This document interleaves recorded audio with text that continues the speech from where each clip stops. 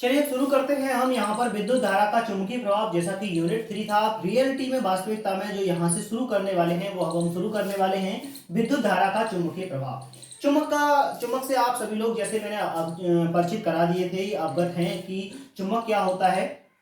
एक ही प्रकार का पत्थर या ऐसा कोई मटेरियल जो क्या करता है, लोहे के टुकड़ों को अपनी ओर आकर्षित करने की क्षमता रखे, वे क्या कहलाता है, चुंबक कहलाता है। ठीक है, तो यहाँ पर चुंबक है, और वो जो चुंबक है वो किस तरीके से कार्य करता है कि वो लोहे के टुकड़ों को क्या कर लेता है, अपनी ओर आकर्षित कर लेता है। ये विशेष प्रकार का पत्थर या धातु का टुकड़ा होता है जिससे क्या है, बनाया जाता है। ठीक है, तो चुंबक प्रभाव जो होता है, यानी कि चुंबक जैसा जो प्रभाव है वो विद्युत धारा द्वारा किस तरीके से उत्पन्न किया जा सकता है। जो विद्युत धारा है वो किस तरीके से चुंबक को उत्पन्न कर सकती है, कैसे विद्युत धारा से हम चुंबक को बना सकते हैं, अर्थात धारा जो होती है वो कैसे चुंबकीय प्रभाव को उत्पन्न करती है, इस चीज पर आधारित क्या है, ये हमारा लेसन रहेगा, ये हमारा टॉपिक रहेगा। ठीक है, तो विद्युत धारा का क्या है, चुंबकीय प्रभाव है कि अगर किसी भी जगह पर विद्युत धारा है तो वहां पर चुंबक का प्रभाव किस तरीके से बन जाता है, किस तरीके से वहां पर चुंबक बन जाता है। तो इसके लिए सबसे पहले जो है एक एक्सपेरिमेंट किया था, किसने किया था, उसके नाम थे वो ऑस्टेड नाम था उनका। क्या नाम था,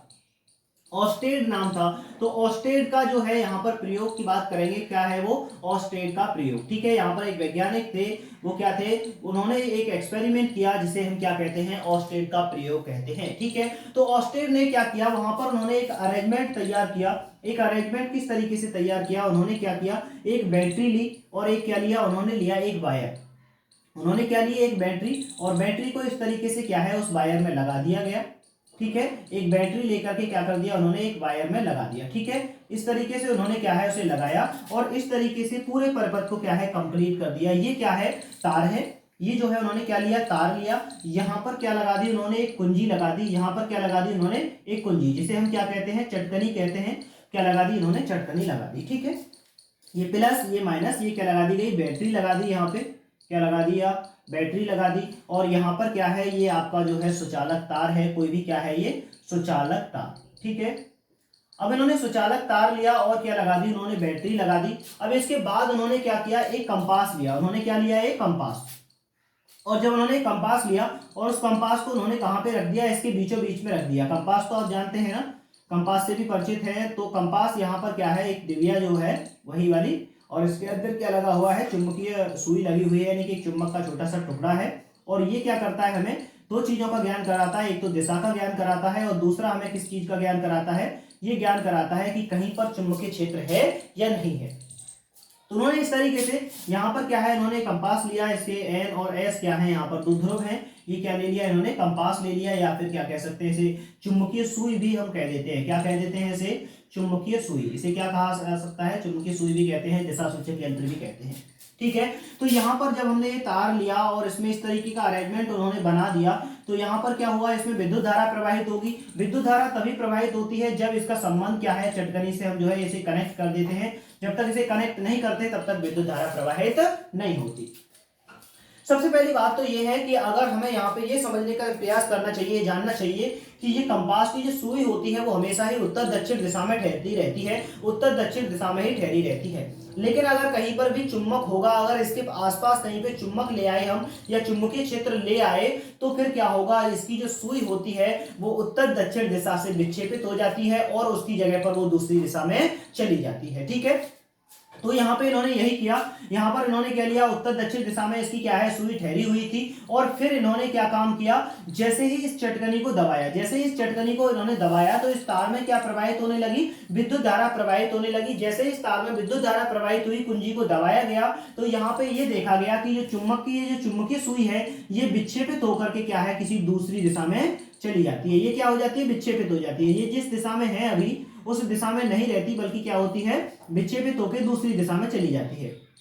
ठीक है, इस तरीके से समझ सकते हैं कि अभी ये क्या थी, एन और एस की दिशा में थी, लेकिन जैसे ही विद्युत धारा प्रवाहित की जाती है तो ये सुई क्या होती है, इस दिशा में न रह के इस दूसरी दिशा में ये चली जाती है। ऐसी बात हुई। ठीक है, फिर उन्होंने क्या किया, हो सकता है कि कुछ गड़बड़ हो, यहाँ पे आसपास कोई चुंबक रखा हो, तो उन्होंने इस चीज को क्या है, जांचा। लेकिन फिर इसके बाद उन्होंने देखा यहाँ कोई चुंबक भी नहीं है, यहाँ कुछ भी नहीं है, लेकिन ये सुई जो है अपनी दिशा से विक्षेपित कैसे हो रही है, इसमें हिल कैसे रही है, यूं थी और ऐसे हो गई, यूं रहती है उत्तर दक्षिण दिशा में, यूं हो गई। ठीक है, तो उन्होंने पता किया कि ऐसा क्यों हो रहा है। तो इसके लिए क्या किया, फिर उन्होंने इस चटकनी को हटा दिया। जब इस चटकनी को कनेक्शन को काट दिया तो फिर उन्होंने देखा कि जो चुंबकीय सुई है फिर से अपनी दिशा में ही आ जाती है। जैसे इसे हटा देते हैं तो क्या होता है, ये फिर से अपनी उसी दिशा में आ जाती है, फिर से उसी दिशा में आ गई। ठीक है, इन्होंने कहा अरे, फिर उन्होंने इसको दोबारा से लगाया, कुंजी को फिर से लगाया और फिर एक्सपेरिमेंट किया कि देखते हैं विद्युत धारा प्रवाहित करने पे ही ऐसा होता है। जैसे ही इन्होंने दोबारा लगाया तो दोबारा से इस तरीके से हो गई। यानी कि जैसे जैसे ये बिजली लगाते, और बिना बिजली के तो यूं होती, लेकिन जैसे ही ये बिजली लगाते तो इसकी जो सुई है वो क्या है, उत्तर दक्षिण दिशा से विक्षेपित होकर दूसरी दिशा में चली जाती। तो इस तरीके से इन्होंने, इनकी समझ में ये आया कि अगर मान लीजिए कि कोई तार है, अगर उस तार में विद्युत धारा प्रवाहित की जाती है तो इससे यही निष्कर्ष निकलता है कि यहाँ पे कंपास सुई हिल रही है तो इसका मतलब यहाँ पे चुंबक बन रहा है। यहाँ पे क्या बन रहा है, चुंबक बन रहा है। तो इन्होंने ये निष्कर्ष निकाला कि यदि किसी भी तार में क्या किया जाता है, कोई विद्युत धारा प्रवाहित की जाती है तो उसके चारों ओर एक चुंबकीय क्षेत्र पैदा हो जाता है, और इसी को हम कहते हैं विद्युत धारा का चुंबकीय प्रभाव। विद्युत धारा का चुंबकीय प्रभाव क्या है, विद्युत धारा का चुंबकीय प्रभाव सिंपल सी बात है। ऑस्टेड ने ये पता लगा लिया कि अगर किसी भी तार में क्या किया जाता है, विद्युत धारा प्रवाहित की जाती है तो उसके चारों ओर क्या होता है, एक चुंबक का क्षेत्र पैदा हो जाता है, एक चुंबकीय क्षेत्र उत्पन्न हो जाता है। तो इस तरीके से यहाँ पर यही निष्कर्ष पे पहुंच पाते हैं हम, और यही जो हमारा पाठ का नाम है, यही पता चलता है। क्या है पाठ का नाम, विद्युत धारा का चुंबकीय प्रभाव। तो क्या है विद्युत धारा का चुंबकीय प्रभाव, कि यदि किसी सुचालक तार में विद्युत धारा प्रवाहित की जाती है तो उस तार के चारों ओर एक चुंबकीय क्षेत्र पैदा हो जाता है। इसी को हम विद्युत धारा का चुंबकीय प्रभाव कहते हैं। यहां तक समझ गए, इसमें कोई दिक्कत नहीं होनी चाहिए, कोई परेशानी नहीं होनी चाहिए। ये विद्युत जो चुंबकीय प्रभाव है केवल तभी तक रहेगा जब तक हम क्या करते हैं, उस तार में विद्युत धारा प्रवाहित करते हैं। विद्युत धारा अगर हमने प्रवाहित करना बंद कर दिया तो वहां पर क्या होगा, फिर उसमें चुंबक का प्रभाव नहीं रहेगा। ठीक है, तो उसमें क्या होगा, चुंबक का प्रभाव बिल्कुल भी नहीं रहता है। ठीक है, ऑस्टेड के द्वारा यही पता चलता है कि अगर उसमें विद्युत प्रवाहित करोगे उस तार में तो क्या रहेगा, चुंबक रहेगा। अगर विद्युत धारा प्रवाहित करना बंद कर दिया तो चुंबक उसमें प्रवाहित नहीं होता है। आप अपने पास भी, अपने घर पर भी क्या है, एक एक्सपेरिमेंट कर सकते हैं। इसके लिए आपको एक नरम लोहे का क्या लेना होगा, टुकड़ा लेना होगा। चोवा ले सकते हैं, बोल्ट ले सकते हैं, नरम लोहे का धातु का एक टुकड़ा लेना होगा आपके लिए, और उस पर जो कॉपर का वायर होता है, जो मोटर या ट्रांसफार्मर के अंदर पतला वाला जो वायर होता है, पेंट हुआ रहता है उस पर, उसको पृथक तार कहते हैं। उस कॉपर के पृथक तार के कम से कम इस पर क्या करने होंगे आपको, 150 या 200 लगभग लवेड़ा ऐसे करके, फेरा जो होते हैं इस पे ऐसे करके मारने होंगे। आप फेरे इधर से मारना शुरू करें और यहां तक मारते हुए लगातार लेकर आए, इस पे फेरे लगाते लाए किसके, कॉपर के वायर के। ठीक है, कॉपर का जो वायर है वो क्या है, पूरी तरह से कैसा नहीं होना चाहिए, इंसुलेट होना चाहिए, नहीं उस पर पेंट होना चाहिए। दो वायर्स जो है आपस में एक दूसरे में कनेक्ट नहीं होने चाहिए। वैसे छू जाए तो कोई दिक्कत नहीं क्योंकि पेंट हो रहा है, लेकिन अगर पेंट नहीं है तो नहीं छूना चाहिए। तो पेंट वाला वायर है, जो पतला वाला वायर रहता है कॉपर का, उसको लेकर के इस पर क्या है आप 200 फेरे लगाएं। फिर आप अंत में क्या है, आपके पास दो यहाँ पर क्या बचेंगे, इसके सिरे बचेंगे। इधर से आपने लपेटना शुरू किया था तो यहाँ पर एक सिरा बचेगा, एक सिरा कहाँ पे बचेगा, यहाँ पे बचेगा। तो इस तरीके से फिर इसके अंदर आप क्या कर पाए, इसके अंदर आप 12 वोल्टेज की बैटरी लगा दें या फिर क्या है कोई सेल लगा दें। इसके अंदर क्या है, इस पे सेल लगा दें या 12 वोल्टेज 9 वोल्टेज की बैटरी से इसको क्या है कनेक्ट कर देंगे, तो आप पाएंगे कि ये जो धातु का टुकड़ा है ये किसकी तरह कार्य करने लगा है, चुंबक की तरह कार्य करने लगा है। इसके भी क्या बन जाएंगे, एन और एस क्या बन जाते हैं, दो ध्रुव बन जाते हैं। इसके भी क्या बन जाएंगे, दो ध्रुव बन जाएंगे, एन और एस। अगर आप इसे स्वतंत्रता पूर्वक 1 मीटर लंबे धागे से यूं करके लटका देंगे तो आप पाएंगे कि ये भी क्या होता है, उत्तर दक्षिण दिशा में ही ठहरती है। और ये जो बनाया गया है इसको हम कहते हैं धारावाही प्रणालिका। क्या कहा जाता है इसको कहा जाता है धारावाही प्रणालिका। क्या कहा जाता है, इसे धारावाही प्रणालिका कहा जाता है। ओके, क्या कहते हैं इसको, धारावाही प्रणालिका कहते हैं। और अगर इसके पास में आप धातु की, लोहे की अगर क्या है कोई छोटी छोटी कील वगैरह लेकर के आते हैं तो इसके जो सिरे होते हैं ये क्या करेंगे, उन धातु के छोटे छोटे यानी लोहे के छोटे छोटे टुकड़ों को अपनी ओर आकर्षित करना शुरू कर देते हैं। और यहां से हमें ये पता चलता है कि जो विद्युत धारा है वो क्या करती है, वो चुंबकीय क्षेत्र को पैदा करती है, उसके अंदर चुंबकीय क्षेत्र पैदा करने की शक्ति होती है। तो सीधी सीधी सी बात यह है कि अगर किसी भी तार में अगर आप विद्युत धारा प्रवाहित करेंगे तो उस तार के चारों ओर एक चुंबकीय क्षेत्र पैदा हो जाता है, जिसे हम विद्युत धारा का चुंबकीय प्रभाव कहते हैं। ठीक है, तो तारों के कई सारे फेरे अगर हम पास में रख दें तो वहां पर क्या है, ज्यादा चुंबक बनता है, और अगर कम फेरे हैं तो वहां पर क्या होता है, कम चुंबक बनता है। इस तरीके की बात है यहाँ पर। ठीक है, चलिए ये हो गया आपका धारावाही प्रणाली का। अब बात करते हैं कि अगर कहीं पे भी चुंबक बन रहा है, अगर कोई भी तार है, अगर उसमें विद्युत धारा प्रवाहित की गई है तो उसमें विद्युत धारा प्रवाहित करने पर क्या बन रहा है, उसके अंदर चुंबक बन रहा है। क्या बन रहा है जी, चुंबक बन रहा है। तो वो चुंबक कितनी तेज बन रहा है, उसके अंदर जो चुंबकीय क्षेत्र पैदा हो रहा है वो चुंबकीय क्षेत्र कितना प्रबल है, कितना कमजोर है, कितनी उसकी मात्रा है, परिमाण में कितना है। क्योंकि हम इतना तो जानते हैं कि वहां पर एक चुंबकीय बल लगना शुरू हो जाएगा, एक चुंबकीय क्षेत्र पैदा हो जाएगा। ये चुंबकीय क्षेत्र का परिमाण कितना होगा, इसका मान कितना होगा, इस चीज का पता लगाने के लिए अब हम समझने का प्रयास करेंगे यहाँ पर बायो सावर्ट का नियम। हमारे पास दूसरा टॉपिक आता है बायो सावर्ट का नियम। बायो सावर्ट का जो नियम है वो क्या बताता है, इस चीज को आपको समझना चाहिए। बायो सावर्ट का नियम ये बताता है कि अगर कोई भी धारावाही चालक तार है, अगर मान लीजिए हमारे पास क्या है, कोई भी धारावाही चालक तार है और उस तार में विद्युत धारा प्रवाहित की जा रही है, तो उस तार में विद्युत धारा प्रवाहित करने पर जो चुंबकीय क्षेत्र बनेगा उसका परिमाण कितना होगा, उसका मान कितना होगा। हम कैसे पता लगाएंगे कि वो कितना है। चुंबकीय क्षेत्र का जो मात्रक है वेबर प्रति मीटर स्क्वायर होता है या फिर न्यूटन प्रति एम्पियर मीटर होता है, तो वो कितने वेबर प्रति मीटर स्क्वायर बन रहा है, 5 वेबर प्रति मीटर स्क्वायर बन रहा है, 10 बन रहा है, या फिर जो बनने वाला चुंबकीय क्षेत्र है वो किन किन चीजों पे निर्भर करता है। इन सारी चीजों को समझने के लिए हमें समझना होगा बायो सावर्ट का नियम। ठीक है, तो बायो सावर्ट का नियम समझने का प्रयास करते हैं। बायो सावर्ट का नियम क्या बताता है कि यदि किसी चालक तार में विद्युत धारा प्रवाहित की जाती है तो उस तार के परितः, उस तार से जो r दूरी पर जो चुंबकीय क्षेत्र बनता है उसका परिमाण कितना होता है, इस चीज के बारे में जानकारी देता है कौन, बायो सावर्ट का नियम। ठीक है, तो यहां पर हम लिखते हैं बायो सावर्ट का नियम। बायो सावर्ट का जो नियम है, बायो सावर्ट का नियम, सावर्ट का नियम किसी धारावाही चालक तार, धारावाही चालक तार, धारावाही चालक तार किसे कहते हैं, धारावाही चालक तार के निकट उत्पन्न चुंबकीय क्षेत्र, उत्पन्न चुंबकीय क्षेत्र के परिमाण के बारे में जानकारी देता है, परिमाण के बारे में जानकारी देता है। यानी कि इसके हम क्या कर सकते हैं, इसके परिमाण के बारे में जानकारी कर सकते हैं, जानकारी देता है। ठीक है, ओके, तो यहां पर हम समझ गए कि ये क्या करता है, परिमाण के बारे में जानकारी देता है। ठीक है, पहली बात, ये धारावाही चालक तार क्या होता है। धारावाही चालक तार होता है कि ऐसा एक तार जिसमें क्या हो रही है, विद्युत धारा प्रवाहित हो रही है, तो वो धारावाही चालक तार है। तो यहाँ पे हम मान के चलते हैं कि यहाँ क्या है, एक धारावाही चालक तार है। यहाँ पर क्या है, एक धारावाही चालक तार हमने ले लिया। मान लीजिए क्या है, यहाँ पर एक धारावाही चालक तार ले लिया हमने। तार जो है वो टेढ़ा मेढ़ा इसलिए लिया है, ये हमारे पास क्या है, एक धारावाही चालक तार है, काफी लंबा है तार, और हमने इसे डॉट डॉट करके दिखा दिया है कि आगे की जो लंबाई है उसे हम यहाँ पे बोर्ड पे नहीं बना सकते, मेरा बोर्ड बढ़ जाएगा, इतना बड़ा है नहीं। ठीक है, अच्छा, तो फिर आगे बात करते हैं कि ये तार है। अब इस तार का एक छोटा सा खंड लेते हैं, यहाँ पर इस तार का छोटा सा खंड ले लिया हमने, वो खंड है डेल्टा एल। एक छोटी सी लंबाई लेते हैं, यानी कि इस तार की छोटी सी लंबाई के कारण हम जानेंगे कि चुंबकीय क्षेत्र कितना पैदा हो रहा है। पूरे तार के कारण हम जानना नहीं चाह रहे हैं, हम सिर्फ छोटे से खंड के कारण जानेंगे, और उसके कारण अगर हम जान पाएंगे तो फिर आगे की बात भी हम क्या है, पूरी कर पाएंगे। ठीक है, तो हम छोटे से खंड के कारण जो है जानने का प्रयास कर रहे हैं, जानना चाह रहे हैं कि चुंबकीय क्षेत्र क्या होगा।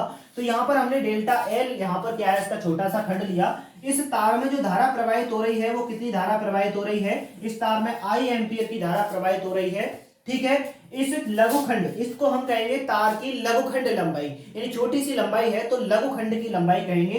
तो इस तार की जो लघुखंड की लंबाई है उससे आर दूरी पर, कितनी दूरी पर, आर दूरी पर एक बिंदु क्या है, पी मान लिया है हमने, यहाँ पर क्या है, पी है। इस P पॉइंट पर यानी कि इस P बिंदु पर क्या है, हम चुंबकीय क्षेत्र पता करने का प्रयास करेंगे कि चुंबकीय क्षेत्र यहां पर कितना बन रहा है। कौन से बिंदु पर, बिंदु P पर चुंबकीय क्षेत्र पता करेंगे। डेल्टा L लंबाई के कारण इस तार में I एंपियर धारा प्रवाहित हो रही है। R दूरी पर इस लघुखंड से कोई बिंदु P है, इस बिंदु P पर हम पता करेंगे कि चुंबकीय क्षेत्र का परिमाण क्या है और बायो सावर्ट का नियम उसके बारे में हमें क्या जानकारी देता है, ये चीज जानेंगे। इस लघुखंड और इस बिंदु P को मिलाने वाली रेखा, ये लघुखंड है और इस बिंदु P को मिलाने वाली ये रेखा है और इसके बीच में जो बनने वाला कोण है वो क्या है, थीटा है। ये बिल्कुल सीधी लाइन भी नहीं है, कैसी है, थीटा कोण पे झुकी हुई है। यहाँ पर जो कोण बन रहा है वो कितने डिग्री का बन रहा है, थीटा डिग्री का कोण यहाँ पे क्या है, बन रहा है। ठीक है, ओके। अच्छा, तो यहाँ पे जो बायो सावर्ट का नियम है वो क्या बताता है, ये जान लेते हैं। तो यहाँ पर हम मान लेते हैं कि माना यहाँ पे मान के चलते हैं क्या,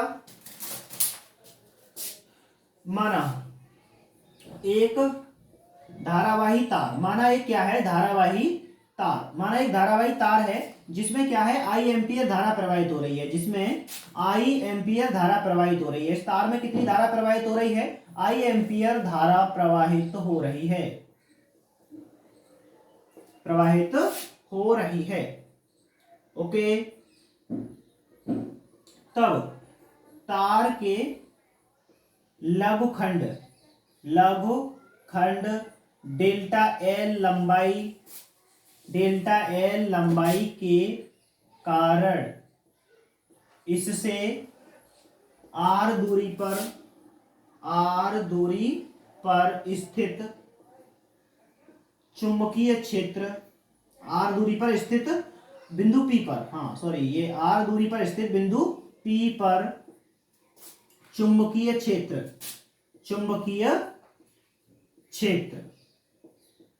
निम्न प्रकार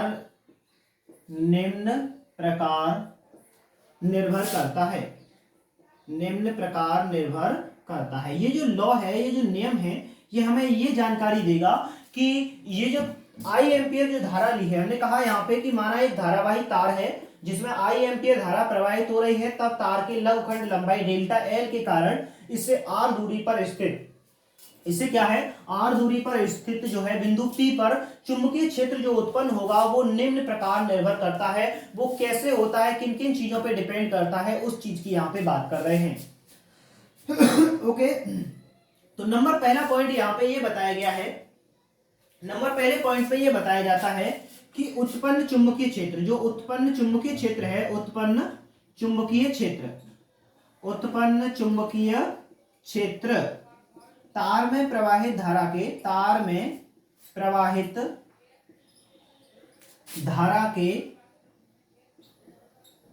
समानुपाती होता है, तार में प्रवाहित धारा के समानुपाती होता है। यानी कि जो उत्पन्न चुंबकीय क्षेत्र है वो क्या होता है, तार में प्रवाहित धारा के समानुपाती होता है।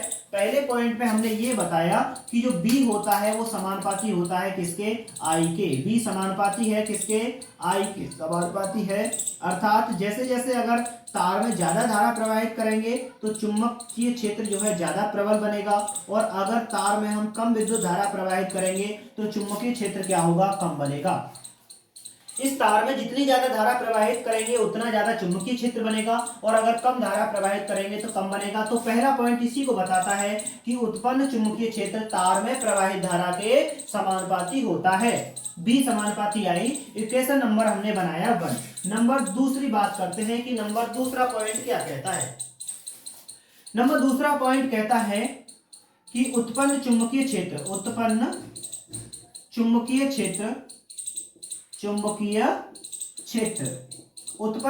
क्षेत्र जो होता है वह तार की लंबाई, यानी कि तार की जो लंबाई होती है, यानी कि तार की लघुखंड लंबाई कह सकते हैं हम, यहाँ पे क्या कह सकते हैं, लघुखंड लंबाई, तार की लघुखंड लंबाई डेल्टा एल, लघुखंड लंबाई कितनी, डेल्टा एल के समानुपाती होता है।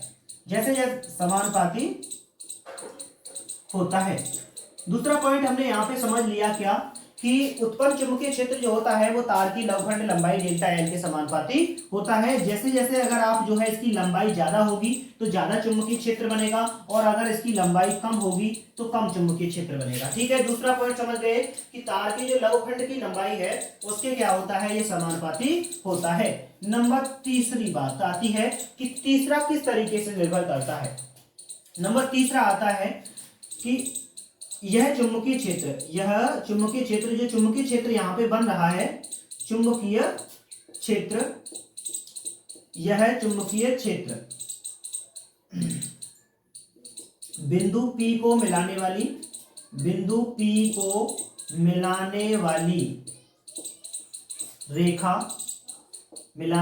रेखा व लघुखंड लंबाई, यानी जो लघुखंड लंबाई है, लघुखंड लंबाई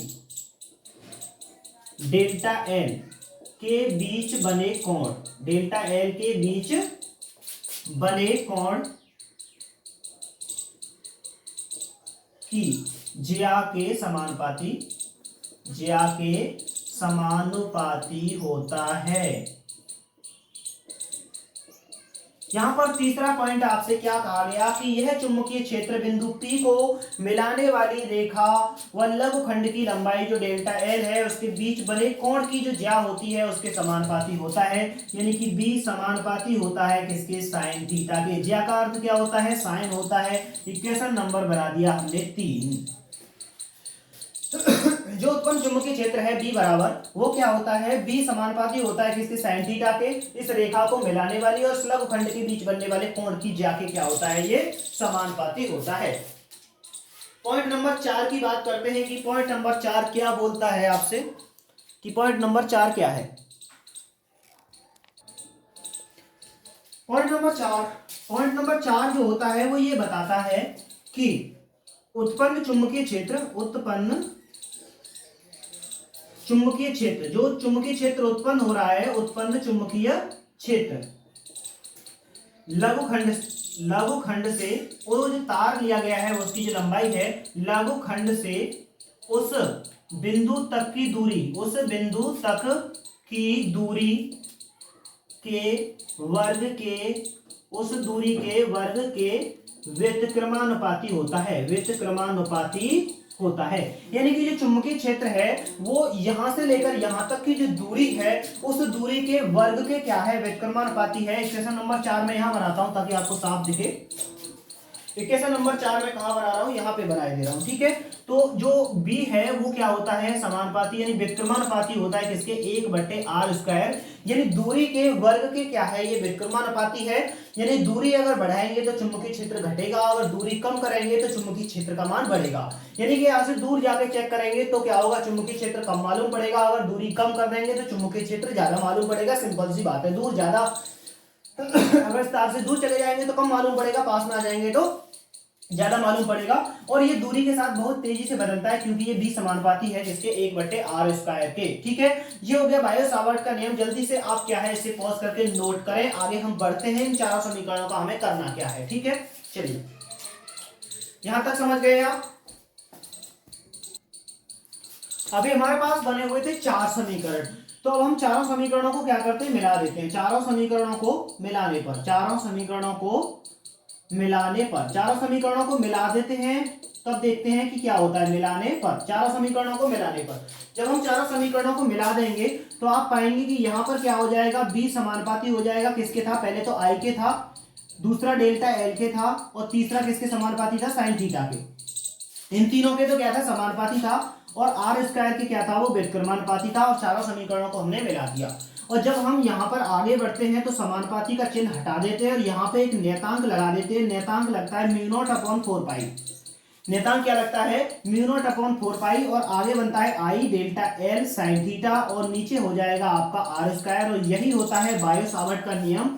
और इसके द्वारा हमें पता चलता है कि कहीं पर भी जो तार है धारावाही, इसके कारण चुंबकीय क्षेत्र का मान कितना होगा। ठीक है, जहां अब μ0/4π जो है इसका मान जो होता है फिक्स होता है, और इसे आप लगाएंगे 10 की पावर कितना, -7 कितना लगा देंगे यहाँ पर, इसका मान होता है म्यू नॉट अपॉन 4 पाई का 10 की पावर -7, जहां म्यू नॉट क्या है यहाँ पर, जहां म्यू नॉट है आपका निर्वात की चुंबकशीलता, म्यू नॉट क्या है यहाँ पर, निर्वात की चुंबकशीलता है। और इस तरीके से हम क्या है बायो सावर्ट के नियम को समझ पाते हैं कि बायो सावर्ट का नियम जो है इस तार के कारण चुंबकीय क्षेत्र को बताता है, और ये जो चुंबकीय क्षेत्र है आई डेल्टा एल और साइन थीटा के समानुपाती और आर स्टार की क्या होता है, व्युत्क्रमानुपाती। इस सूत्र की सहायता से हम किसी भी धारावाहिक तार के निकट क्या है चुंबकीय क्षेत्र का मान ज्ञात करेंगे, और इसकी सहायता से आगे जाकर के हम कई सारे डेरिवेशंस को कर पाएंगे। कुंडली के कारण, कुंडली के अक्ष पर कहां पर कितना चुंबकीय क्षेत्र है, कैसे होगा, ये सारी चीजें हम करेंगे। ओके,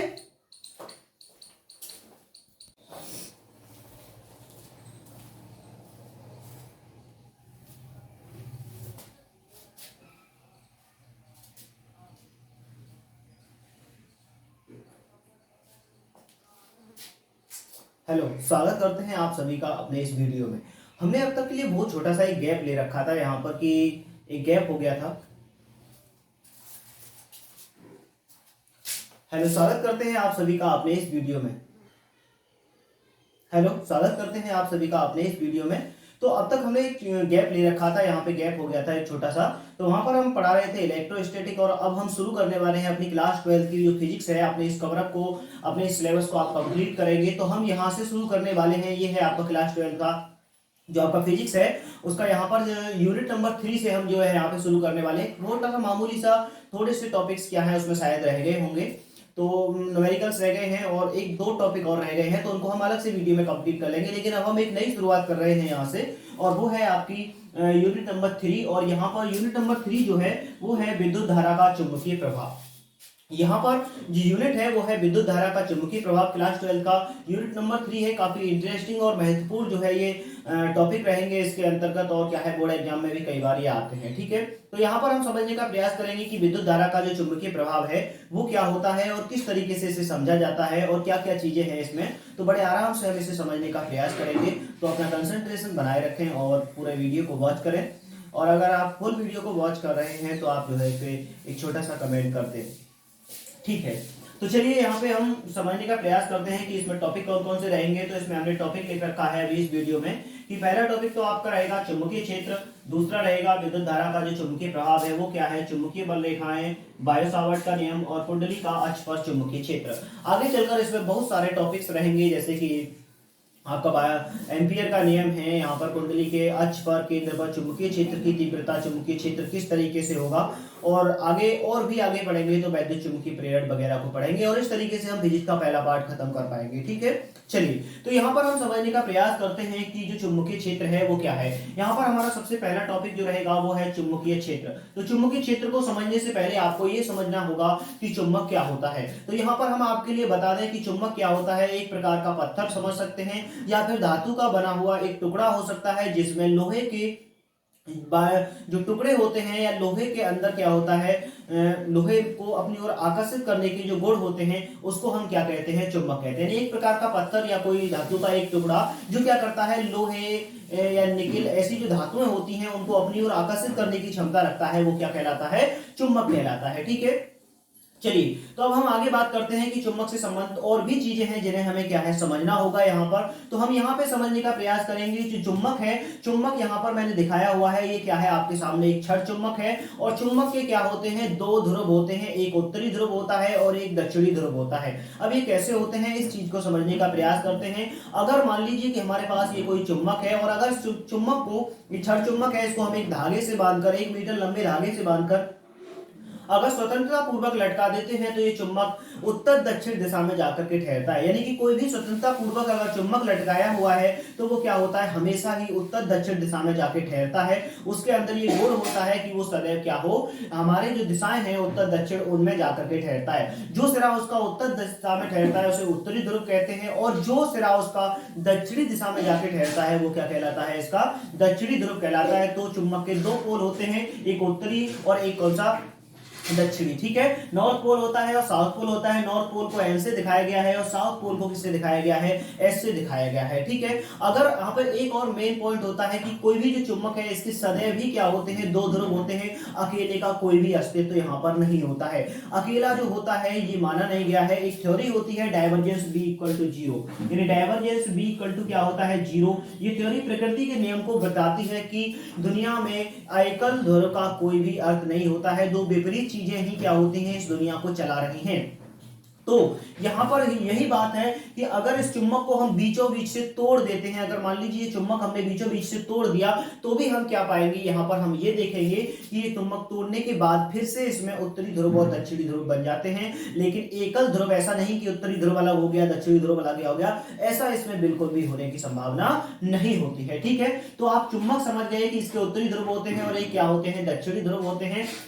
और चुंबक के अंदर क्या होता है, लोहे के छोटे छोटे टुकड़ों को अपनी ओर आकर्षित करने का गुण होता है। ये आप बेहतरीन तरीके से जानते होंगे, आपने चुंबक को भी देखा होगा। एक और चीज आप ये जानते होंगे कि चुंबक के अगर दो समान ध्रुव यानी उत्तरी उत्तरी ध्रुवों को पास में लाएंगे तो प्रतिकर्षण होता है, वे कभी आपस में नहीं चिपकते हैं। लेकिन अगर अपोजिट एक उत्तरी ध्रुव और एक दक्षिणी ध्रुव को अगर पास में लेकर आए तो वो आराम से क्या होते हैं, एक दूसरे से चिपक जाते हैं। लेकिन अगर विपरीत ध्रुवों को लेकर आए तो वो क्या होते हैं, एक दूसरे से अलग हो जाते हैं, प्रतिकर्षित हो जाते हैं, ठीक है। चलिए अब इसके बाद एक और चीज यहाँ पे हम समझने का प्रयास करेंगे, वो होता है आपका कंपास, जिसे हम दिशा सूचक यंत्र भी कहते हैं। इसे कंपास कहिएगा या फिर दिशा सूचक यंत्र कहिएगा, दोनों ही चीजें हैं। इसका उपयोग जो है पहले समुद्री यात्राओं के दौरान दिशा ज्ञात करने के लिए किया जाता था, इसलिए इसको हम क्या कहते हैं, दिशा सूचक यंत्र भी कहते हैं। इसके अंदर होता क्या है, इसके अंदर एक छोटा सा चुंबक होता है जो एक छोटी सी कील पर क्या है, टिका रहता है, ठीक है। इस तरीके से मान लीजिए कोई कील है और इस तरीके से एक छोटा सा चुंबक का पार्ट होता है और वो इस तरीके से टिका रहता है। और हम जानते हैं कि जो चुंबक है वो सदैव ही उत्तर दक्षिण दिशा में ठहरता है। तो ये एक तरीके की डिबिया होती है। इस डिबिया के अंदर इस तरीके से एक छोटी सी चुंबकी बारीक हल्की सी क्या होती है, चुंबक का टुकड़ा होता है जो एक कील पे टिका रहता है और ये सदैव ही क्या होती है, उत्तर दक्षिण दिशा में ठहरती रहती है। इसलिए ये क्या करती है, हमें ये दिशा का ज्ञान कराती है कि ये उत्तर दिशा है और ये दक्षिण दिशा है। पुराने समय में जो नाविक थे, जो समुद्री यात्राएं करते थे, तो समुद्री यात्राओं के दौरान क्या होता था, हम इससे जो है दिशा का ज्ञान करते थे। इस तरीके से आप कंपास समझ गए हैं और क्या समझ गए हैं, यहाँ पर चुंबक समझ गए हैं। अब हम अपने सिलेबस की ओर बढ़ते हैं और सिलेबस की ओर बढ़ने पर सबसे पहली जो हमारी हेडिंग रहेगी वो रहेगी चुंबकीय क्षेत्र की। चुंबकीय क्षेत्र क्या है, एक बार आप इस पूरे को चाहें तो स्क्रीनशॉट लेकर या पॉज करके क्या है पूरा नोट कर लें, ताकि आपको क्या है, आपके नोट्स भी तैयार हो जाएंगे। ओके, अब बात करते हैं यहाँ पर कि चुंबकीय क्षेत्र क्या है। तो चुंबकीय क्षेत्र क्या है, जैसा कि हम जानते हैं कि चुंबक जो होती है वे अपने चारों ओर एक निर्धारित क्षेत्र में आने वाले किसी लोहे के टुकड़े को या चुंबकीय सुई को क्या करती है, विक्षेपित करती है। तो किसी भी चुंबक के चारों ओर एक ऐसा एरिया होता है, एक ऐसा क्षेत्र होता है जहां तक वो क्या करती है, अपने प्रभाव को दिखाती है, जहां तक वो टुकड़ों को आकर्षित करने की क्षमता रखती है या उनपे एक बल लगाती है। देखिए ये जो कंपास होती है या दिशा सूचक यंत्र होता है, अगर इसके पास में कोई चुंबक लेके आई जाए तो इसकी सुई जो होती है वो इस तरीके से हिल जाती है। मान लीजिए कि सुई इस तरीके से एडजस्ट है, अगर इसके पास में कोई चुंबक यूं करके लेके आया जाता है तो ये यूं हो जाएगी, यूं हो जाएगी, यूं हो जाएगी, यानी कि अपनी दिशा से जो उत्तर दक्षिण दिशा में स्वतंत्र रूप से लटकी हुई थी वहां से क्या हो जाती है, ये विक्षेपित हो जाती है। या फिर अगर इसको चुंबकीय क्षेत्र में ले जाया जाए तो इसकी जो दिशा होती है वो बदल जाती है। तो इससे ये पता चलता है कि यहाँ पे चुंबक का असर है या नहीं है। तो चुंबक का असर जहां तक रहता है उस क्षेत्र को हम क्या कहते हैं, चुंबकीय क्षेत्र कहते हैं। जहां तक इस चुंबकीय सुई पर बल लगता है, किसी चुंबक के चारों ओर का वह क्षेत्र जहां तक कोई चुंबकीय सुई अपने उस पर लगने वाले बल को अनुभव कर पाती है, उस क्षेत्र को हम क्या कहते हैं, चुंबकीय क्षेत्र कहते हैं। ठीक है, अब यहाँ पे वही चीज लिखी हुई है कि किसी चुंबक के चारों ओर का वह क्षेत्र जहां तक चुंबकीय बल का अनुभव किया जा सके चुंबकीय क्षेत्र कहलाता है। यानी कोई भी चुंबक है उसके चारों ओर का वह क्षेत्र जहां तक क्या है, हम ये अनुभव कर सकते हैं कि यहाँ पर चुंबक है, तो वो क्षेत्र क्या कहलाता है, चुंबकीय क्षेत्र। जैसे ये चुंबक है, इस चुंबक के पास में चुंबकीय सुई यहाँ पर लेकर आए तो इसकी सुई ऐसे ऐसे करके कर रही है, यानी कि एक दिशा में विक्षेपित हो गई है, तो इसका मतलब यहाँ तक इसका प्रभाव पड़ रहा है। अगर इसको हम दूर ले जाते हैं तो यहाँ पर इसकी सुई पर कोई प्रभाव नहीं पड़ता है, इसकी सुई में कोई विक्षेप नहीं होता है, तो यहाँ पर चुंबकीय क्षेत्र नहीं है। तो किसी भी चुंबक के चारों ओर का वह क्षेत्र जहां तक चुंबकीय बल को अनुभव किया जा सकता है वो चुंबकीय क्षेत्र कहलाता है। और दूसरी बात यहाँ पे ये कह सकते हैं, अथवा करके हम दूसरी डेफिनेशन ये लिख सकते हैं कि किसी भी चुंबक के चारों ओर का वह क्षेत्र जहां तक किसी भी चुंबकीय सुई पर एक बल आघूर्ण आरोपित होता है, एक बल आघूर्ण लगता है, उसे हम क्या कहते हैं, चुंबकीय क्षेत्र कहते हैं। वह क्षेत्र क्या कहलाता है, चुंबकीय क्षेत्र कहलाता है। आप दोनों में से कोई भी डेफिनेशन याद कर सकते हैं, दोनों याद कर सकते हैं, बहुत बेस्ट रहेगा। ठीक है, तो चुंबकीय क्षेत्र हम यहाँ पे समझ गए हैं। अब आती है चुंबकीय क्षेत्र की दिशा। चुंबकीय क्षेत्र जो होता है उसकी दिशा क्या होती है, इस चीज पर बात करते हैं। चुंबकीय क्षेत्र की दिशा क्या है, तो यहां पर लिखा हुआ है कि चुंबकीय क्षेत्र की दिशा किसी बिंदु पर रखे चुंबकीय सुई के दक्षिणी ध्रुव से उत्तरी ध्रुव की ओर होती है। अगर हम चुंबकीय क्षेत्र की दिशा की बात करते हैं तो चुंबकीय क्षेत्र की जो दिशा होती है वह चुंबकीय सुई के दक्षिणी ध्रुव से उत्तरी ध्रुव की ओर होती है। इसमें आपको कोई भी कंफ्यूजन नहीं होना चाहिए। वो क्या होती है, वो दक्षिणी ध्रुव से कहां पर होती है, उत्तरी ध्रुव की ओर होती है। इसमें कोई भी दो राय नहीं है। आप सिंपली इसे क्या है समझ सकते हैं। जैसे ये यहां पर हमने दिखाया हुआ है, ये इसका दक्षिणी ध्रुव है, ये इसका उत्तरी ध्रुव है, तो यहां पर इसकी जो दिशा होगी वो दक्षिणी ध्रुव से कहां पर होगी, उत्तरी ध्रुव की ओर होती है। दूसरा पॉइंट हमारा क्लियर होता है। नंबर तीसरा आता है चुंबकीय क्षेत्र की तीव्रता। जैसे हमने वैद्युत क्षेत्र पढ़ा था, पहले हम वैद्युत के बारे में पढ़ रहे थे, वैद्युत क्षेत्र पढ़ रहे थे, तो सेम टू सेम वैसे ही चुंबक है। यहाँ पर हम चुंबकीय क्षेत्र भी पढ़ने वाले हैं कि चुंबकीय क्षेत्र क्या है और चुंबकीय क्षेत्र की तीव्रता क्या है। ठीक है, चलिए, तो जिस तरीके से वहां पे हमने बताया था कि जो वैद्युत क्षेत्र होता है इसमें एकांक आवेश पर लगने वाले बल को हम वैद्युत क्षेत्र की तीव्रता कहते हैं। सेम टू सेम वैसे ही अगर चुंबकीय क्षेत्र में अगर मान लीजिए कोई भी क्या है, एक हमारे पास तार है, एक धारावाही तार में अगर एकांक धारा प्रवाहित करने पर जो उसमें बल लगता है उसे हम क्या कहते हैं, चुंबकीय क्षेत्र की तीव्रता कहते हैं। यानी कोई भी लंबवत रखे हुए तार में अगर एकांक धारा प्रवाहित की जाती है तो उस पर जो बल लगता है उसे हम क्या कहते हैं, यहाँ पर चुंबकीय क्षेत्र की तीव्रता कहते हैं। जिस चुंबकीय क्षेत्र की तीव्रता का अर्थ ये निकल के आता है कि चुंबक का प्रभाव वहां पर कितना ज्यादा है। चुंबक बहुत ज्यादा है, चुंबक का जो असर है वो बहुत कम है या ज्यादा है, इस चीज से हम क्या है, चुंबकीय क्षेत्र की तीव्रता को समझ सकते हैं। चलिए, चुंबकीय क्षेत्र की जो तीव्रता है, चुंबकीय क्षेत्र जो है इसे किससे प्रदर्शित करते हैं, इसको हम कैपिटल बी से प्रदर्शित करते हैं। किससे प्रदर्शित किया जाएगा, इसे कैपिटल बी से प्रदर्शित किया जाएगा और इसका जो मात्रक होता है वो होता है वेबर प्रति मीटर स्क्वायर। इसका जो मात्रक है चुंबकीय क्षेत्र की तीव्रता का वो क्या होता है, चुंबकीय क्षेत्र का वो वेबर प्रति मीटर स्क्वायर होता है या न्यूटन प्रति एम्पियर मीटर होता है। दोनों में से ही आप कोई भी मात्रक जो है यूज कर सकते हैं, दोनों को याद करना होता है। मात्रक या तो वेबर प्रति मीटर स्क्वायर रहेगा या फिर न्यूटन प्रति एम्पियर मीटर रहता है। आप कोई भी याद कर लें, इसमें कोई भी दो राय नहीं है। ओके, चलिए, चुंबकीय क्षेत्र यहाँ पे खत्म हो गया, चुंबकीय क्षेत्र की तीव्रता खत्म हो गई। अब नेक्स्ट बात करते हैं, यहाँ पर हमारा जो नया टॉपिक रहेगा वो रहेगा चुंबकीय बल रेखाएं। जिस तरीके से हम वैद्युत क्षेत्र को पढ़ रहे थे, तो वैद्युत क्षेत्र को पढ़ते समय हमने क्या जाना था, वहां पर हमने जाना था वैद्युत बल रेखाओं के बारे में, वैद्युत क्षेत्र के बारे में। सेम टू सेम इसी तरीके से हम क्या करेंगे, यहां पर समझने वाले हैं कि चुंबकीय बल रेखाएं क्या होती हैं। तो हम चुंबक समझ चुके हैं और चुंबकीय बल रेखाओं को समझने का प्रयास करते हैं। तो यहां पर हमने लिखा कि चुंबकीय बल रेखाएं चुंबकीय क्षेत्र में खींचे गए वे काल्पनिक निष्कोण वक्र होते हैं जो चुंबकीय क्षेत्र की दिशा का अविरत यानी कंटिन्यूअस प्रदर्शन करते हैं। चुंबकीय बल रेखाएं क्या होती हैं, चुंबकीय बल रेखाएं चुंबकीय क्षेत्र में खींचे गए वे काल्पनिक निष्कोण वक्र होते हैं जो चुंबकीय क्षेत्र की जो क्या करते हैं, चुंबकीय क्षेत्र की दिशा का अविरत प्रदर्शन करते हैं या चुंबकीय क्षेत्र को जो होते हैं वो अविरत प्रदर्शन करते हैं।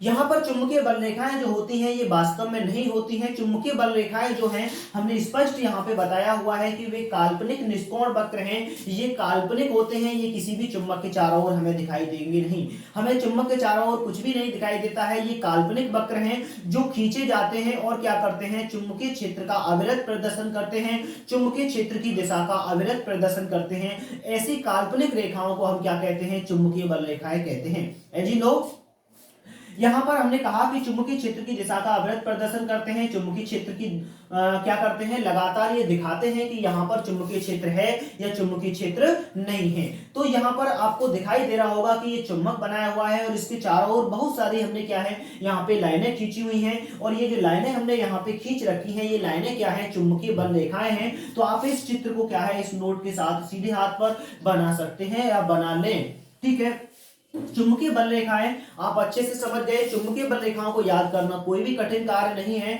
सिर्फ चुंबकीय बल रेखाएं चुंबकीय क्षेत्र में खींचे गए वे काल्पनिक निष्कोण वक्र होते हैं जो चुंबकीय क्षेत्र का अविरत प्रदर्शन करते हैं, चुंबकीय क्षेत्र की दिशा का अविरत प्रदर्शन करते हैं। कंटिन्यूअसली हमें ये दिखाते हैं या कंटिन्यूअसली हमें चुंबकीय क्षेत्र की दिशा को बताते हैं। वे क्या कहलाती हैं? वे रेखाएं चुंबकीय बल रेखाएं कहलाती हैं। नेक्स्ट, अब यहाँ पर जिस तरीके से हमने वैद्युत बल रेखाओं के गुणधर्मों के बारे में जानकारी प्राप्त की थी, सेम उसी तरीके से अब हम यहाँ पर चुंबकीय बल रेखाओं के गुणधर्म पढ़ने वाले हैं कि चुंबकीय बल रेखाओं की क्या गुणधर्म होते हैं। ठीक है, तो हमारा अब ये जो टॉपिक रहेगा ये रहेगा चुंबकीय बल रेखाओं के गुण। अब चुंबकीय बल रेखाओं के गुण की बात करते हैं तो यहाँ पर हमने यहाँ पर हमारा पहला पॉइंट है कि चुंबकीय बल रेखाएं उत्तरी ध्रुव से निकलकर दक्षिणी ध्रुव में प्रवेश करती हैं। तो यहाँ पर हम देख रहे हैं स्पष्ट रूप से कि यहाँ पर चुंबकीय बल रेखाएं जो हैं वे उत्तरी ध्रुव से निकल करके कहां पर प्रवेश कर रही हैं? दक्षिणी ध्रुव में प्रवेश कर रही हैं। तो चुंबकीय बल रेखाएं जो होती हैं वे उत्तरी ध्रुव से निकलकर दक्षिणी ध्रुव में प्रवेश करती हैं। और आगे हम इसमें ये चीज और जानने का प्रयास करेंगे, ये भी और जानेंगे कि जो चुंबकीय बल रेखाएं हैं वे उत्तरी ध्रुव से निकलकर दक्षिणी ध्रुव में प्रवेश करती हैं और चुंबक के अंदर से होती हुई पुनः वापस कहां पे आ जाती हैं? ये उत्तरी ध्रुव पर आ जाती हैं। चुंबकीय बल रेखाएं जो होती हैं ये उत्तरी ध्रुव से चलेंगी होकर के और फिर दक्षिणी ध्रुव पर आ जाएंगी और दक्षिणी ध्रुव पर आकर के फिर चुंबक के अंदर से होती हुई क्या है? पुनः उत्तरी ध्रुव पे आ जाती हैं और इस तरीके से ये बंद वक्र का निर्माण करती हैं। वैद्युत बल रेखाएं जो थी वो क्या थी? बंद वक्र नहीं थी, वो प्लस से शुरू होके यानी माइनस प्लस से शुरू होके एक जगह यानी यहां से चलती यहां पे खत्म हो जाती थी। लेकिन जो चुंबकीय बल रेखा है वो क्या है? उत्तरी ध्रुव से चलेगी और दक्षिणी ध्रुव में प्रवेश करेगी और फिर चुंबक के अंदर से होती हुई वापस उत्तरी ध्रुव पे जाएगी और इस तरीके से एक क्लोज यानी कि एक बंद वक्र का निर्माण करती है। क्या करेगी? वो एक बंद वक्र का निर्माण करती है, यानी कि वहां पर क्या है? वो पूरा क्लोज सिस्टम बनाती है। ये रेखाएं ऐसा नहीं कि यहां से गई वहां पे खत्म हो गई, ऐसा बिल्कुल भी नहीं है। यहां पर सीधी सी बात है कि ये बंद वक्र होती हैं। तो इस बात को आप ध्यान रखें कि ये कैसी रेखाएं होती हैं? ये बंद वक्र होती हैं। साथ ही कैसी होती हैं? ये काल्पनिक होती हैं। इनके दिखाई देने की हमें कोई संभावना नहीं है, ये हमें दिखाई नहीं देगी क्योंकि सिर्फ इनकी कल्पना की गई है। तो पहला पॉइंट, ये उत्तरी ध्रुव से निकलकर कहां? दक्षिणी ध्रुव में प्रवेश करती हैं और चुंबक के अंदर से होती हुई बंद वक्र बनाती हुई वापस कहां पे आ जाती हैं? उत्तरी ध्रुव पर आ जाती हैं। यहाँ तीर के निशान जो बने हुए हैं ये हमें दिखा रहे हैं कि ये रेखाएं उत्तरी ध्रुव से निकलकर कहां पर प्रवेश कर रही हैं? ये दक्षिणी दिशा में प्रवेश कर रही हैं। ठीक है, चलिए नंबर दूसरे पॉइंट पर आ जाते हैं। नंबर दूसरा पॉइंट है चुंबकीय बल रेखाएं चुंबकीय क्षेत्र को प्रदर्शित करती हैं। चुंबकीय बल रेखाएं जो होती हैं ये क्या करती हैं? चुंबकीय क्षेत्र को प्रदर्शित करती हैं। जहां पर ये रेखाएं पास पास होती हैं वहां पर चुंबकीय क्षेत्र कैसा होता है? प्रबल होता है, ताकतवर होता है। और जहां पर ये चुंबकीय बल रेखाएं दूर दूर होती हैं वहां पर चुंबकीय क्षेत्र कमजोर होता है, वहां पर चुंबकीय क्षेत्र दुर्बल होता है। यहां पर लिखे हुए पॉइंट को आगे की तरफ एक्सप्लेनेशन में हम समझने का प्रयास करते हैं। ओके, यहां तक हम ये समझ गए कि ये जो चुंबकीय बल रेखाएं हैं ये चुंबकीय क्षेत्र को प्रदर्शित करती हैं। जहां पर ये रेखाएं पास पास होती हैं वहां पर चुंबकीय क्षेत्र प्रबल होता है और जहां पर ये दूर दूर होती हैं वहां पर चुंबकीय क्षेत्र दुर्बल होता है। जैसे यहाँ पे चुंबकीय बल रेखाएं चुंबक के पास में जो होती हैं काफी प्रबल रहती हैं, काफी ज्यादा है। यहाँ पे घनी घनी है। यहाँ पर चुंबकीय बल रेखाएं क्या है? काफी घनी है। तो इसका अर्थ यह है कि चुंबक का जो ज्यादा असर रहता है, जो चुंबक का जो ज्यादा बल रहता है वो कहां पे रहता है? चुंबक के किनारों पर रहता है, चुंबक के दोनों सिरों पे रहता है, उत्तरी ध्रुव और दक्षिणी दिशा। एक चुंबक का टुकड़ा लें और उसे लेने के बाद अगर छड़ चुंबक है तो उसे लें और ऐसे करके अगर उसे लोहे के छोटे बुरादे में, छोटे छोटे बारीक पिसे बुरादे में अगर उसके ऐसे कर दें तो आप देखेंगे कि उसको ज्यादातर लोहा है वो कहां पर? उसके किनारों पे, यानी कि उत्तरी ध्रुव और दक्षिणी ध्रुव जो सिरे होते हैं उन पर ज्यादा चिपका हुआ है। जिसका अर्थ ये निकलता है कि चुंबक का जो ज्यादा असर है, ज्यादा जो क्षेत्र है, प्रबलता है, वो कहां पर होती है? सिरों पर होती है। यानी कि चुंबकीय बल रेखाएं यहाँ पर काफी सघन है, यहाँ काफी दूर दूर है। तो इसका मतलब ये निकलता है कि यहाँ पर चुंबकीय क्षेत्र क्या है? काफी दुर्बल होता है। यहाँ पर चुंबक का बल काफी कम रहता है। 2 पॉइंट क्लियर। तीसरा पॉइंट आता है कि चुंबकीय बल रेखाओं के किसी बिंदु पर खींची गई स्पर्श रेखा उस बिंदु पर चुंबकीय क्षेत्र की दिशा को बताती है। अगर चुंबकीय बल रेखा है और उसके किसी भी बिंदु पर क्या है कोई स्पर्श रेखा खींच दी जाती है तो वो स्पर्श रेखा क्या करती है उस बिंदु पर चुंबकीय क्षेत्र की दिशा को बताती है। अगर मान लीजिए ये चुंबकीय बल रेखा है, अगर इस बिंदु पर हम क्या करते हैं चुंबकीय क्षेत्र ऐसे करके एक स्पर्श रेखा खींच दें तो ये जो स्पर्श रेखा है क्या करती है यहाँ पर चुंबकीय क्षेत्र की दिशा को बता रही है कि यहाँ पर चुंबकीय क्षेत्र कैसा है, इधर से इधर की दिशा में गया हुआ है। अगर मान लीजिए कि दूसरी बात हम यहाँ पर क्या करते हैं, अगर कोई बिंदु लेते हैं और यहाँ पर स्पर्श रेखा खींचते हैं तो यहाँ पर जो स्पर्श रेखा है वो नीचे की ओर गई हुई है, जो दिखाती है हमें कि यहाँ पर चुंबकीय क्षेत्र की दिशा इधर की दिशा में है। तो अगर कोई भी चुंबकीय बल रेखा है और उसके किसी भी बिंदु पर हम स्पर्श रेखा खींच देते हैं तो वो स्पर्श रेखा क्या करती है वहां पर चुंबकीय क्षेत्र की दिशा को बताती है, जो कि हमारे पॉइंट नंबर 3 में आसानी से समझा जा सकता है। वो चुंबकीय क्षेत्र की दिशा को बताती है। पॉइंट नंबर 4 सब काफी महत्वपूर्ण और इंपोर्टेंट और कई बार जानने योग्य जो है ये पॉइंट है। यहाँ पर चौथा पॉइंट कहता है कि दो चुंबकीय बल रेखाएं एक दूसरे को कभी नहीं काटती हैं। यहाँ स्पष्ट रूप से ये बताया गया है कि जो दो चुंबकीय बल रेखाएं होती हैं वे एक दूसरे को कभी नहीं काटती हैं। अगर वे काटती हैं तो क्या होगा, इस चीज को समझने का प्रयास करते हैं और वो क्यों नहीं काटती हैं ये भी जानने का प्रयास करते हैं। तो अगर मान लीजिए कि यहाँ पर एक चुंबकीय बल रेखा मैंने ये करके बनाई ऐसे करके और एक चुंबकीय बल रेखा यूं करके बनाई, तो इसका मतलब ये कि दोनों चुंबकीय बल रेखाएं काट गई। ठीक है, मैं मान के चलता हूं कि ये काट जाती हैं, तब क्या होगा। तो यहाँ पर हम समझ गए हैं, यहाँ पर हमारा पॉइंट नंबर जो 4 है, लास्ट पॉइंट जो है वो ये कहता है कि दो चुंबकीय बल रेखाएं एक दूसरे को कभी नहीं काटती हैं। यदि ये काटती हैं तो, अगर ये काटती हैं तो क्या होगा ये समझने का प्रयास करते हैं। यदि ये काटती हैं तो एक बिंदु पर दो स्पर्श रेखाएं खींची जा सकती हैं। तो इस बिंदु पर क्या होगा, दो स्पर्श रेखाएं खींच ली जाएंगी। एक तो ये वाली रेखा खींच दी गई और एक बार कौन सी रेखा खींच दी जाएगी, ये वाली। एक इधर की दिशा में खींच दी जाएगी और एक कैसी दिशा में, इधर की दिशा में। एक यूं खींच दी जाएगी और एक यूं खींच दी जाएगी। दो स्पर्श रेखाएं खींची जा सकती हैं। तो इस बिंदु पर क्या होता है, दो स्पर्श रेखाएं खींची जा सकती हैं। अगर दो स्पर्श रेखाएं इस बिंदु पर खींची गई तो वो क्या करेंगी, दो अलग अलग दिशाओं को बताएंगी, क्योंकि जो स्पर्श रेखा होती है वे चुंबकीय क्षेत्र की दिशा को बताती है। तो यहाँ पर अगर ये लाइनें कट कर गई तो दो स्पर्श रेखाएं और दो स्पर्श रेखाएं, इसका मतलब एक ही बिंदु पर चुंबकीय क्षेत्र की दो दिशाओं का बात करती है, दो दिशाओं का ज्ञान करा रही है। तो वो कह रही है जो रेखाएं हैं जो क्या बताती हैं, वो ये बताती हैं कि इस बिंदु पर चुंबकीय क्षेत्र की क्या है, दो दिशाएं हैं, जो कि क्या है, असंभव है। किसी एक ही बिंदु पर दो चुंबकीय क्षेत्र की दिशाएं बिल्कुल भी नहीं हो सकती हैं। यह नहीं हो सकता है कि एक ही बिंदु पर क्या हो सकता है, दो अलग अलग दिशाएं हो, इधर की दिशा हो इधर की भी दिशा हो, ऐसा नहीं हो सकता। केवल चुंबकीय क्षेत्र की एक बिंदु पर एक ही दिशा होती है, इसलिए दो रेखाएं कभी भी एक दूसरे को नहीं काटती हैं। क्योंकि अगर वे काटती हैं तो इसका अर्थ ये होगा कि उस बिंदु पर दो स्पर्श रेखाएं खींची जा सकती हैं, जो कि चुंबकीय क्षेत्र की दो अलग अलग दिशाओं को बताएंगी, जो कि क्या है, असंभव है। आप नोट कर लें, क्या नोट करेंगे कि दो चुंबकीय बल रेखाएं एक दूसरे को कभी नहीं काटती हैं। यदि ये